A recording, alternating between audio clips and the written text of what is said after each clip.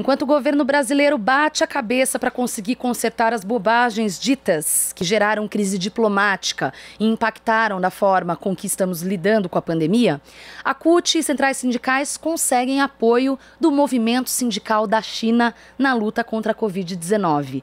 Sobre isso e outras coisas falaremos a partir de agora com Wagner Freitas, vice-presidente da CUT, a quem eu dou meu bom dia. Como vai, Wagner? Bom dia para todos os ouvintes, bom dia para a minha cidade, para São Paulo, para todos os trabalhadores e trabalhadoras, para a cidade tão importante no mundo. Isso aí.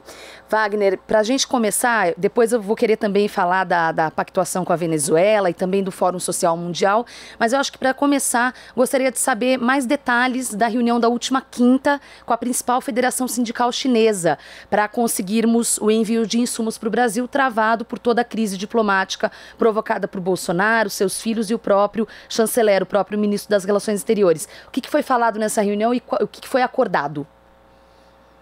Solidariedade de classe, né? Independentemente do Bolsonaro, de toda a corja que envolve ele, Brasil e China sempre tiveram relações de classe entre os seus sindicatos, as centrais sindicais, são economias fortes, compõem o BRICS, que é um bloco econômico, político, social forte.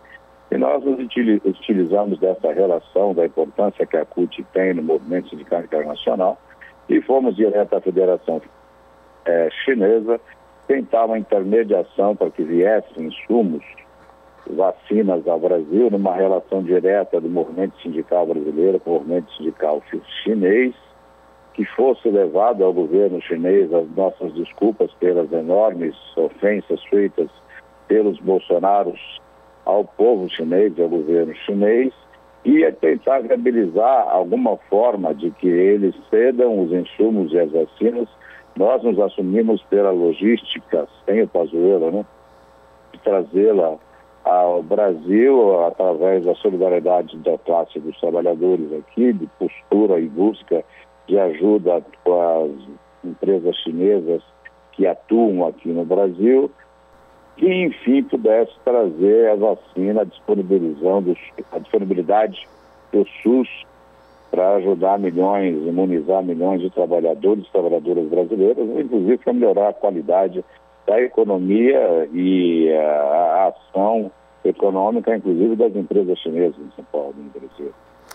Wagner, sobre solidariedade, eu tive a oportunidade de conversar brevemente com o ministro das Relações Exteriores da Venezuela, o Jorge Arreaza, e ele falou exatamente isso, sobre a questão que o debate agora e a necessidade é salvar vidas e a solidariedade, apesar de todas as sinalizações e movimentos que o governo Bolsonaro faz contra a Venezuela, né? Como que você analisa essa ajuda enviada por eles, pelos nossos irmãos, né, os nossos hermanos, e como que a mobilização sindical, o CUT, enfim, participaram dessa mobilização?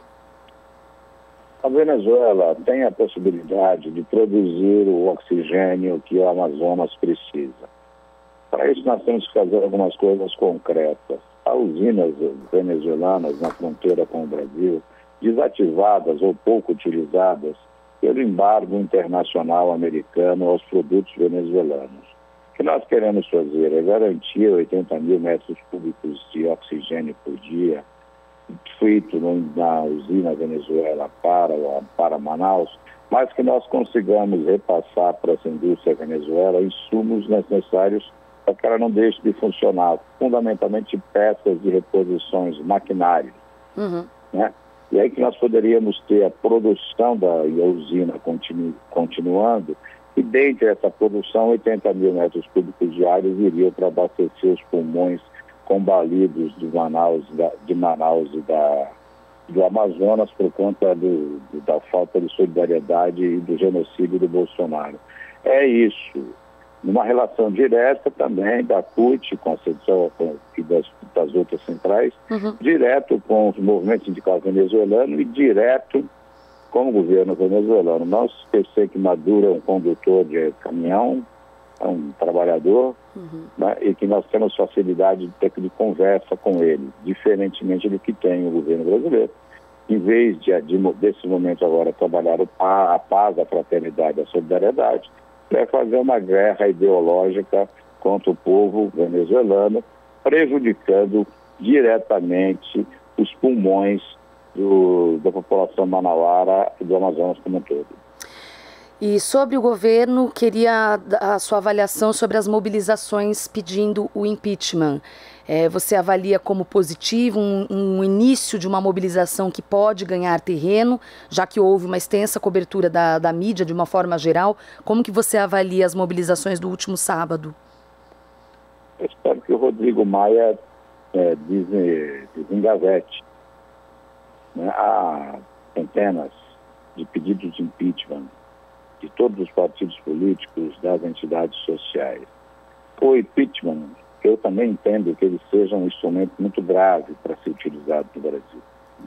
E também entendo que ele não deva ser utilizado de maneira corriqueira.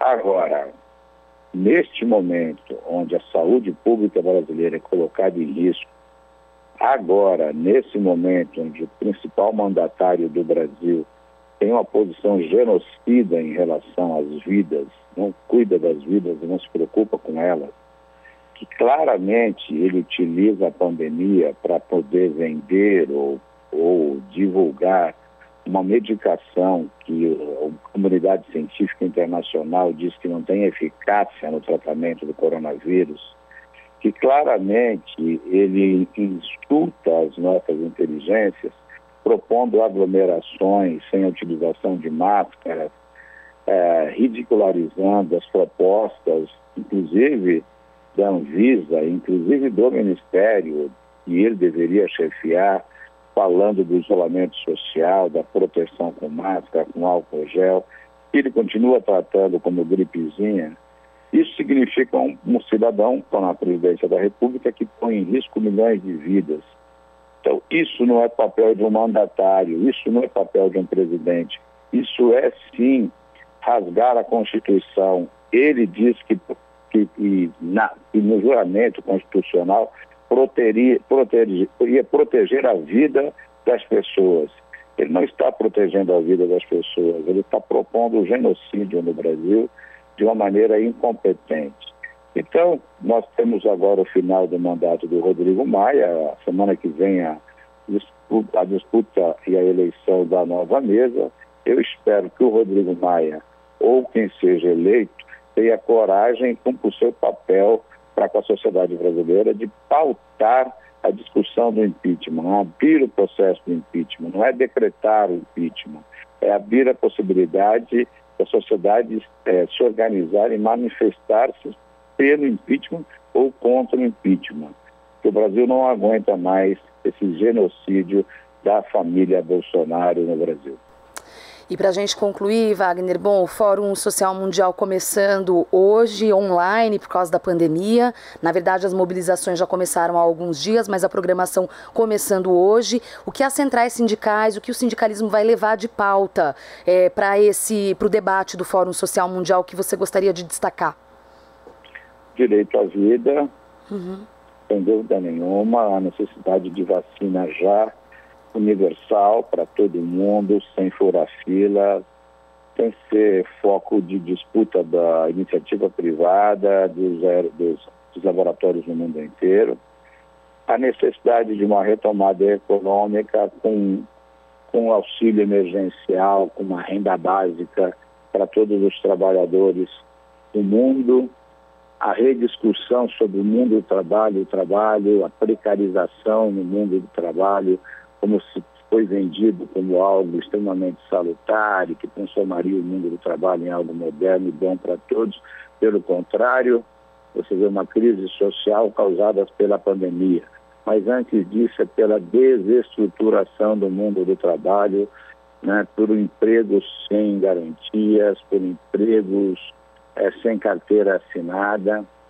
A discussão da solidariedade, de cuidar do meio ambiente, transformar esse cuidado do meio ambiente com a alternativa econômica favorável aos trabalhadores, desenvolvimento sustentável, sem dúvida nenhuma, contra o negacionismo, por uma sociedade que o Estado garanta a participação de todos e de todas e não seja um Estado voltado para o interesse de uma minoria de capitalistas internacionais que lamentavelmente transformam o mundo num quintal perverso para suas brincadeiras e não sendo um campo fértil para a vida de todos os trabalhadores e as trabalhadoras. O debate da violência contra a mulher, o debate da exclusão dos povos indígenas, do povo negro. Enfim, o nosso lema ainda é que um outro mundo é possível e a pandemia espero que venha para deixar claro para todos que nós já chegamos a um esgotamento de modelo e que para a sociedade poder continuar evoluindo tem que ser num novo mundo onde a solidariedade e o trabalho suplante a ganância e o capitalismo. Que assim seja. Wagner Freitas, vice-presidente da CUT, muito obrigado pela participação, Wagner. Um bom dia, até a próxima oportunidade.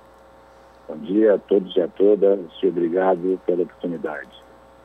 Você está ouvindo Jornal Brasil Atual. As notícias que os outros não dão.